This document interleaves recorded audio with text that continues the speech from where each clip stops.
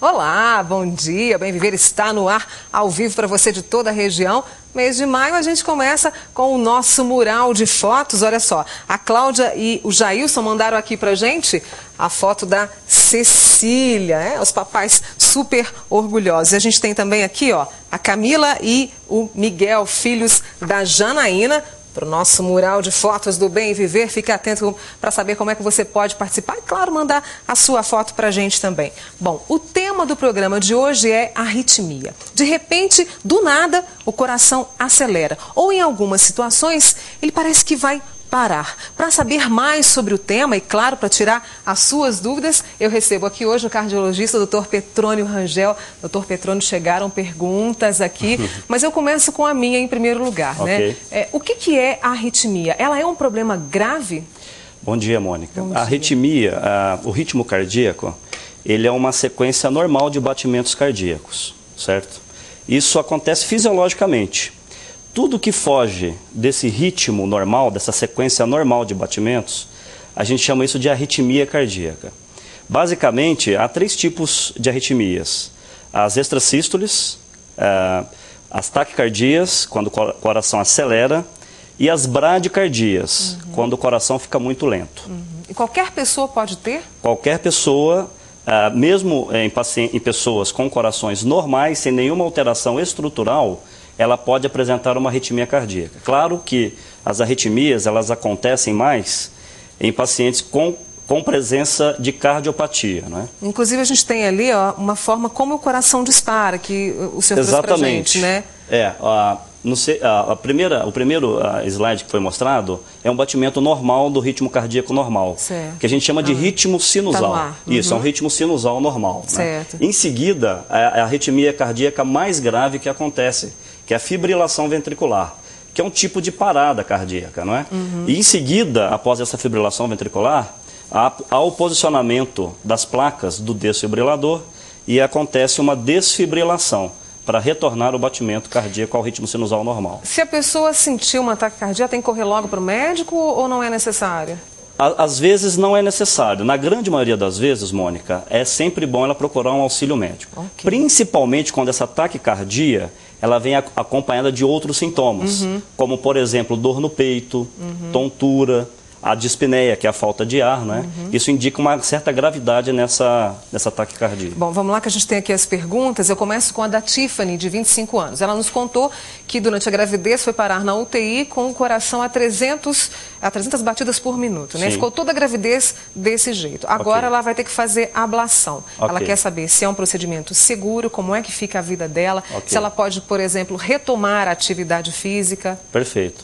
Algumas arritmias cardíacas, elas são determinadas por circuitos elétricos dentro do coração, não é? Então, provavelmente ela tinha uma arritmia que é chamada de taquicardia paroxística supraventricular e que é desencadeada, essas crises, na gravidez, pode ser desencadeada na gravidez.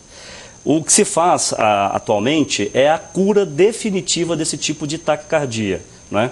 E a forma de cura é através da ablação por radiofrequência.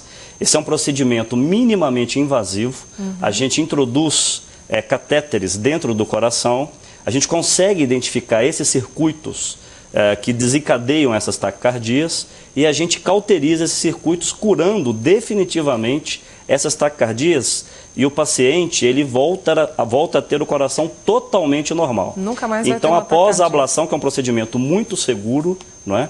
Com uma alta taxa de sucesso no procedimento, após o procedimento com sucesso, nunca mais ele vai ter taquicardia na vida. Nossa, que bom, hein? Completamente curado. Eu já tive e ouvi te falar, não é fácil. É ruim. A Kênia, de 23 anos, nos mandou por e-mail. Ela tem hábitos saudáveis e há pouco mais de um mês ela fez um eletrocardiograma e o resultado foi taquicardia sinusal. Ela tem casos de doenças cardíacas na família e quer saber se isso pode ser o início de uma doença cardiovascular. E o pior aqui é que ela sofre com a síndrome do pânico. Isso, então.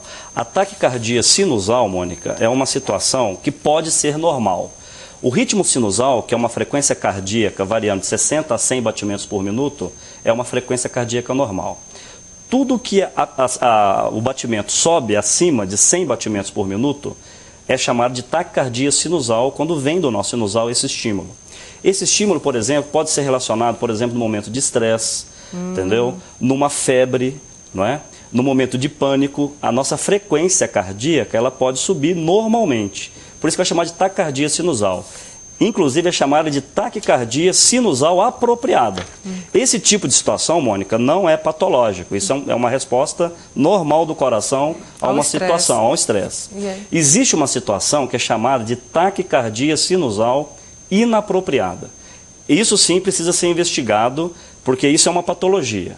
E esse tipo de arritmia a gente precisa de fazer um tratamento específico para essa arritmia cardíaca. E esse caso é quando ele dispara várias vezes? Ele dispara porque é o seguinte, o nosso coração ele é preparado para respostas do que a gente está fazendo. Certo. Se eu estou sentado aqui com você conversando, a minha frequência cardíaca está mais baixa. Está em torno de 80 batimentos por minuto. Ou seja, eu não posso ficar em repouso com minha frequência cardíaca muito alta, em torno de 150. E o contrário também é verdadeiro. Se eu faço uma atividade física, um esporte, o meu coração ele tem que acelerar. Ele não pode ficar muito baixo a frequência cardíaca, entendeu? Então essas variações de frequências, que é baseada na sua atividade, isso é normal, isso é perfeito. O que não pode é eu estar no repouso, e, né? O coração disparar. Isso é um sinal de que eu preciso investigar. Bom, o Márcio Antônio Vidal, de Divinópolis, ligou para a gente no Portal de Voz e disse que sente muita pontada no peito e o coração alterado. Ele tem um problema sério na coluna, já passou por cirurgia e ele tem sentido realmente muita dor no peito. Pode ter uma ligação com esse problema sério que ele tem na coluna ou não? Não, então, toda dor torácica, é obrigatório a gente investigar se essa dor ela é de origem cardíaca ou não, que é chamada de angina pectoris, né? A angina pectoris, que é a dor de origem cardíaca, ela tem toda uma característica, toda uma tipificação. Tanto é que a gente coloca como uma angina pectoris típica, não é? Isso, dependendo da situação que apresenta essa dor, às vezes não é de origem cardíaca. Por exemplo, pode ser por um problema de coluna, pode ser por um problema muscular, pode ser por um problema pulmonar, né? Mas o que é o ideal? O ideal é a gente investigar toda a dor, né, torácica através de exames clínicos e propedêuticos específicos para a gente afastar que seja de origem cardíaca mesmo, né? E afastando de origem cardíaca, que são as dores de origem isquêmicas, né, que são as mais graves, a gente continua investigando para ver se chega a algum diagnóstico. Mas a grande probabilidade dessa dor torácica desse paciente, né, que seja realmente de origem esquelética muscular, a coluna, tá, de repente, exatamente, provavelmente. Ele até contou, né, para a gente por telefone que fez várias investigações e que uns cardiologistas dizem que sim e outros dizem que não. E aí vem o sofrimento e a angústia. Exatamente. Né, a gente tem que somar a isso, Mônica, alguns fatores de riscos. Por exemplo, se é um paciente diabético, um paciente hipertenso que tem a pressão alta, um paciente que é tabagista, que fuma, que tem história familiar de infarto, né, na família, nos pais e nas mães, são pacientes com maiores probabilidades dessa dor no tórax ser de origem cardíaca. Né? Agora, se é um paciente mais jovem, né, que não tem esses fatores de riscos, a probabilidade de ser de origem cardíaca é menor. É menor. Por telefone, a Bibiana Alves, do bairro Tubalina e Uberlândia, ligou para a gente e quer saber o seguinte: o que é hipocinesia e por que o ventrículo esquerdo dilata? Tem a ver com a arritmia? Pode ter relação, sim. A hipocinesia é uma diminuição da mobilidade de uma das paredes do coração, né? Isso é hipocinesia. A hipocinesia em si não é uma arritmia cardíaca, é sim uma diminuição na força de contração do coração, do músculo cardíaco. A hipocinesia ela pode ser representativa de uma patologia cardíaca. E essa patologia ser responsável pelo aparecimento de alguma arritmia. Não é? E a dilatação do ventrículo esquerdo, Mônica, várias causas podem causar. Desde causas externas, alimentares, né? Como por exemplo o excesso de álcool, né? O uso excessivo de álcool, né? A hipertensão arterial, as doenças isquêmicas do coração, que são as principais causas de dilatação do ventrículo esquerdo, né? O infarto agudo do miocárdio, a angina instável. No nosso meio, a doença de Chagas. Algumas cardiopatias congênitas também podem fazer o aumento do ventrículo esquerdo. E o aumento do ventrículo esquerdo também é um substrato anatômico para o desenvolvimento de algumas arritmias, inclusive graves, né? Arritmias graves. Eu tenho aqui, olha, a preocupação da dona Ione de Guimarães. O filho dela tem 12 anos, o coração dispara muito, ele perde a cor da pele. Sim. Pode indicar realmente um problema de arritmia? Pode indicar realmente um problema de arritmia. Tem que procurar um atendimento com o cardiologista, de preferência especializado em arritmias, para essa investigação, né, de arritmias em jovens, que acontecem também, não é? O jovem não está isento, livre disso, né, de ter a arritmia Nós temos arritmias de origens congênitas, né?